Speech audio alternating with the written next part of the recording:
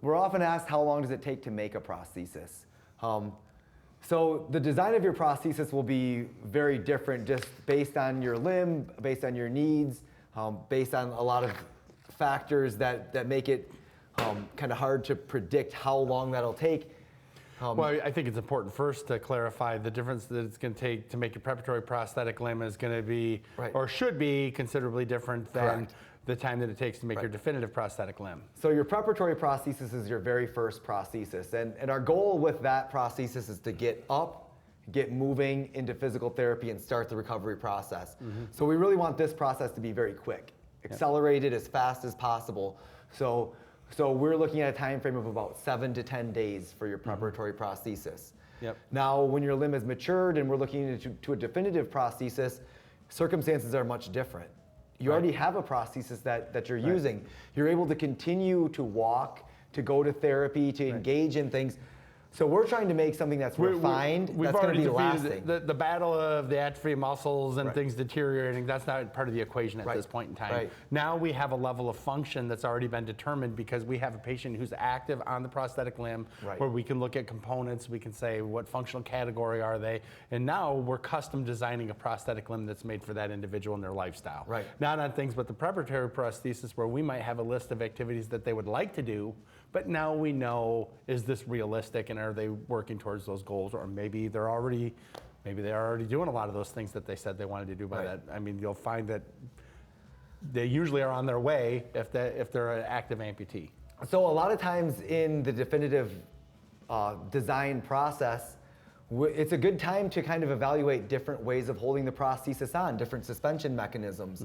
It's a good time to evaluate different components, whether they be knees and feet, and do comparative analysis and see which one of these is providing the most benefit so that the design of the prosthesis can really be honed down.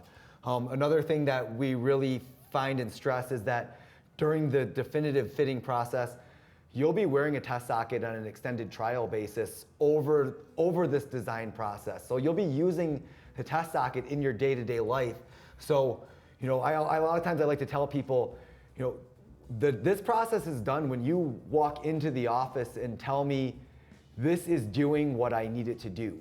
So a lot of times you get to have an active voice in this. You're driving the completion of the design.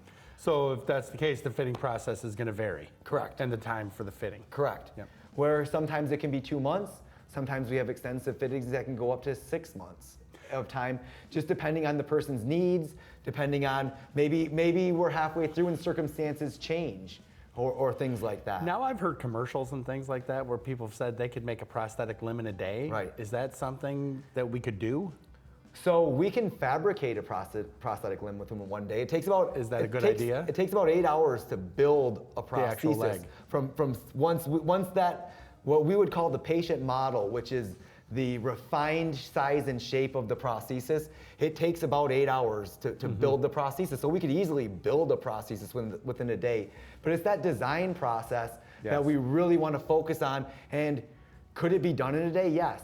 Should it be done in a day? I'm not so sure about that. Probably not. Probably not.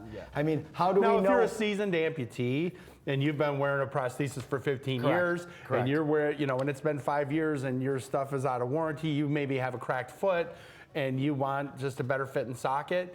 Hey, we have patients like that where this guy comes in, he doesn't want any changes, he just wants his socket to fit tighter. So he doesn't have to wear maybe 2 socks. Or wants to be not broken anymore. Or no, that's I mean, now, and I want to clarify for that, from what Nate's saying, the design process has already been established at that point. So the first definitive could take several months.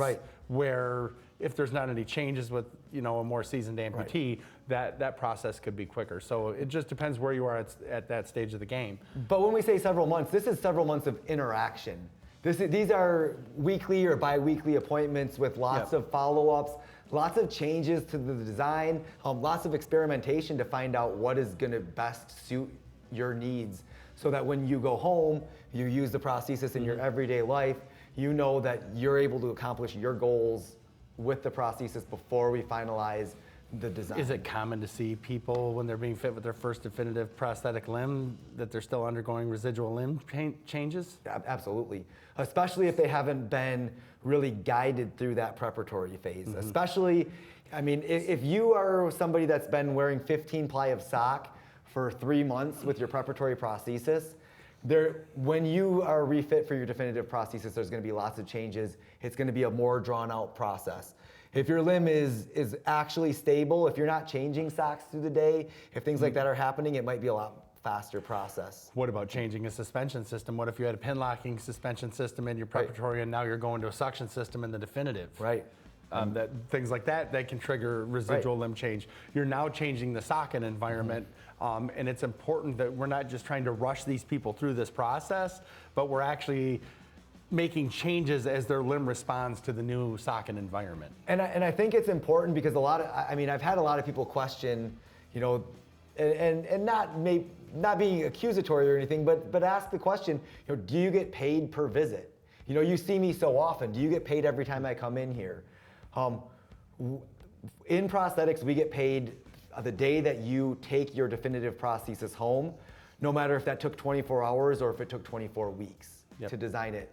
The reimbursement from the insurance company is exactly the same. So there's really no financial incentive for us to do things the way that we do them, aside from the fact that we see so much better long-term success. And we see people that are thriving instead of struggling and are achieving everything that they can and want to do. The incentives are patient success, and if we take care of our patients, they come back to see us. Correct. And strong patient relationships, patient trust, those types of things, but no financial incentive. But it won't cost any more to come every single week to have your prosthesis designed and come once.